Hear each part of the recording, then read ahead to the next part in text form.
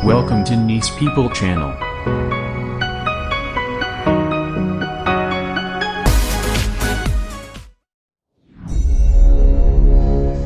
Negara superpower, kendali atas energi membuat Amerika menjadi juara dunia karena energinya adalah oil and gas. Amerika sejak tahun 70-an pengendalinya, terutama mengendalikan transaksinya selain kendali teknologi dan distribusinya. Kemudian dunia coba digeser ke non-fuel oil atau bukan minyak dan gas. Salah satunya Tiongkok yang coba saingin Amerika dalam kendali energi di luar minyak bumi. Pejuang-pejuang non-fuel oil ini akan membangun sumber energi bukan lagi berbasis oil and gas, tetapi baterai sebagai penyimpan dengan solar panel, tenaga air, tenaga angin, panas bumi, dan tenaga nuklir sebagai pembangkitnya.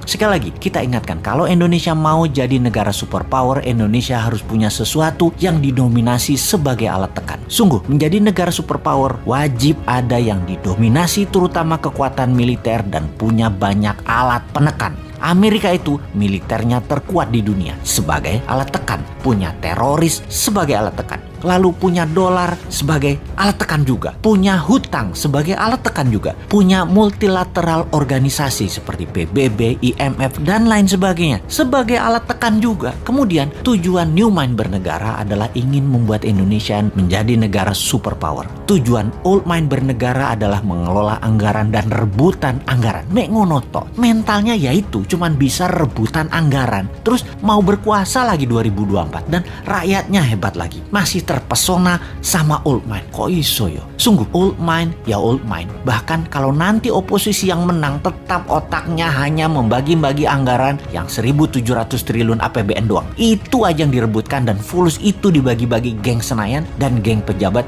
kroni mereka nanti. Sekedar mengingat 1.700 triliun setahun anggaran negara atau senilai 130 billion dolar itu sama dengan 500 perusahaan yang ada di Forbes, alias ada 500 perusahaan di dunia ini yang omset per tahunnya atau nilainya lebih dari 130 billion dolar. GE misalnya, omsetnya 250 billion dolar, lebih besar dari APBN Indonesia, dan untuk mengelolanya hanya perlu seorang CEO, bukan presiden. Bahkan tidak harus membelah dua negara, bukan harus membelah kampret, cebong, kadal gurun. Membelah dua bangsa Indonesia itu tidak saling tuduh antar ras, yang satu berbungkus agama, yang satu berbungkus materi jadi takut miskin. Alphabet misalnya, perusahaannya Google, nilainya kalau valuasinya saat ini adalah 600 billion dolar. Tesla itu 300 billion dolar. Apple 1.000 billion dolar atau 8 kali APBN Indonesia. Semuanya jauh di atas APBN Indonesia yang diperebutkan setiap 5 tahunan oleh para politisi yang niatnya katanya untuk rakyat padahal tidak. Makanya kalau Old Mind masih mau jadi pemimpin, paling pol yaitu eker-ekeran APBN. Beda kalau New Mind yang jadi, asli beda. Nggak rebutan APBN, pada rebutan punya proyek bisnis pribadi dan korporasi yang berjalan baik karena mereka nanti bisa dapat pinjaman 5 kali lipat dari nilai aset yang bunganya 0%. Jadi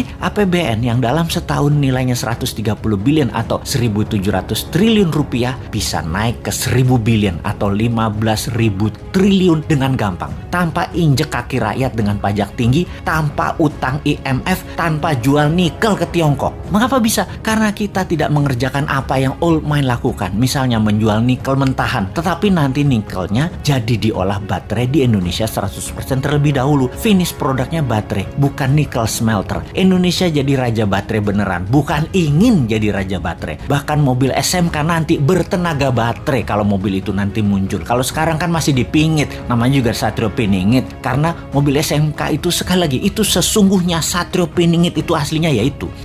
Tapi maaf nih ya, kita ada ketakutannya. Apa yang kita takutkan nih kaum New Mind? Yang New Mind takutkan dalam 3 tahun lagi cadangan nikelnya habis dihajar Tiongkok dan kita nggak ada sisa apa-apa. Jadi deh Tiongkok punya cadangan nikel processes untuk 20 tahun ke depan dan jadi raja baterai dunia.